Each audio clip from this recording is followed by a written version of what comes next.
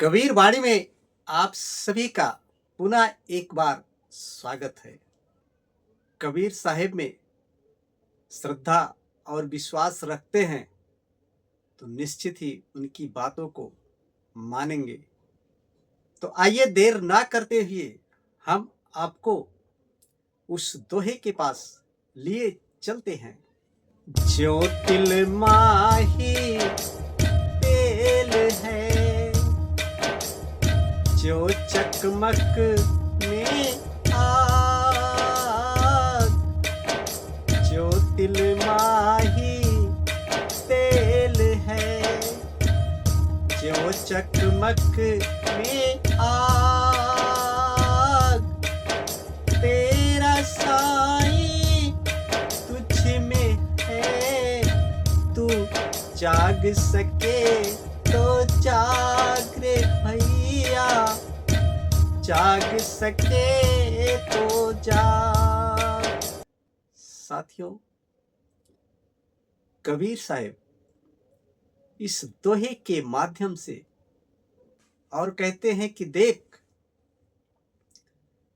जिस प्रकार तिल होता है उसके अंदर तेल होता है, लेकिन ऐसे हम तिल के बीज को देखेंगे तो उसमें तेल नहीं नजर आता है, लेकिन उसका जो प्रोसेस है, जो सिस्टम है, जो नियम है, उसके हिसाब से उसको हम पेरते हैं तो उसके अंदर तेल निकलता है।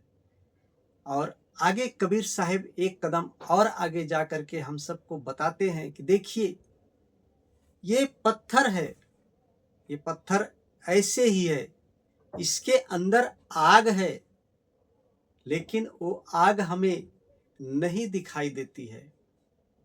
लेकिन जैसे हम उस पत्थर को दूसरे पत्थर से टकराते हैं, जोर से मारते हैं, तो उस पत्थर से अग्नि निकलती है।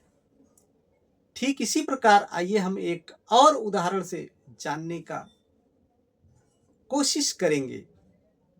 जिस प्रकार दूध होता है, दूध में घी होता है, लेकिन इन आंखों से दिखाई नहीं देता है। लेकिन जैसे ही उसका प्रोसेस चालू करते हैं,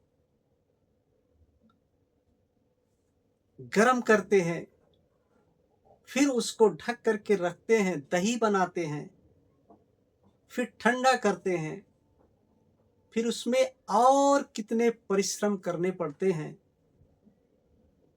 फिर जाकर के कहीं उसमें से मक्खन, घी बन जाता है। और उस घी से हम स्वास्थ्य को मजबूत करने के लिए हम उसको खाने में प्रयोग कर सकते हैं, नहीं तो उसको दीपक जलाने के काम आ सकता है। ऐसे वो घी जो मक्खन के अंदर रहता है दिखाई नहीं देता, लेकिन जब सब प्रोसेस करने के बाद वो घी बाहर ऐसे हाथों में लेकर के आप देख सकते हैं। इसी प्रकार कबीर साहिब और आगे कहते हैं, तेरा साईं तुझ में है। वो इस समय उस परमात्मा की बात कर रहे हैं जो हम सब मनुष्य उस परम पिता परमेश्वर को, ईश्वर को, अल्लाह गॉड को, भगवान को हम बाहर न जाने कहां कहां ढूंढते हैं, भटकते रहते हैं। जहां देखा या जहां किसी ने बताया, हम बिना सोचे समझे वहां चले जाते हैं। तो कबीर साहब वो समझाते हैं और कहते हैं कि जिसको तू गली गली ढूंढ रहा है, बाहर भटक रहा है, वो परमात्मा तुझे बाहर नहीं मिलेगा, वो तेरे अंदर विराजमान है। यदि उस परमात्मा की खोज करनी है तो अपने अंदर मुड़, अपने मन को अंदर की तरफ मोड़ और देख, तुझे वो परमेश्वर के, वो ईश्वर के, उस परमात्मा के दर्शन हो जाएंगे। जिस प्रकार उस पत्थर में आग नहीं दिखाई देती, लेकिन एक दूसरे को घिसड़ने के बाद आग दिखाई देती है, ठीक इसी प्रकार अपने मन को अंदर की तरफ मोड़, फिर देख वो परमात्मा जो तेरे अंदर विराजमान है वो तुझे दिखाई देगा। वो रब जो तेरे अंदर बैठा है वो तुझे दिखाई देगा। मेरे भाई, बाहर ढूंढने से कुछ नहीं मिलता है, अपने अंदर टटोलो, अपने अंदर ढूंढो, तब जा करके वो तुम्हें जो सिस्टम है, जो मार्ग बतलाया है, हमारे अनेक महापुरुषों ने हमें उस मार्ग पर चलना ही होगा। जब तक हम परिश्रम नहीं करेंगे, श्रम नहीं करेंगे,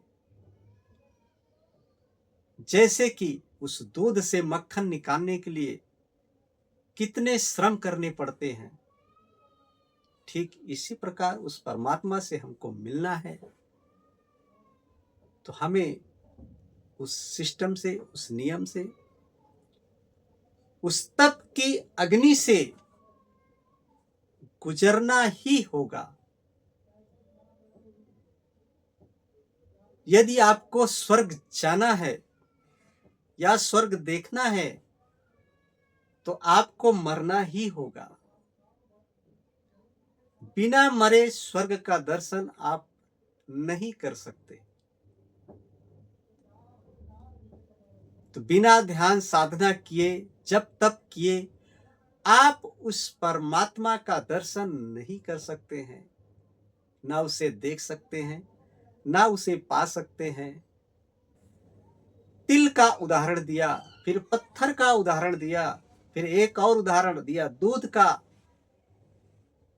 फिर उसके बाद उस परमात्मा से मिलाने का प्रयास किए कि तेरा साई तेरे अंदर है, तू बाहर कहां भटक रहा है, अंदर ढूंढ, तो एक ना एक दिन जरूर उसका साक्षात्कार होगा और हम उस परमात्मा से मिल जाएंगे, जरूर मिल जाएंगे। बस साथियों, आज के लिए इतना ही है। फिर मिलेंगे किसी नए शब्द के साथ।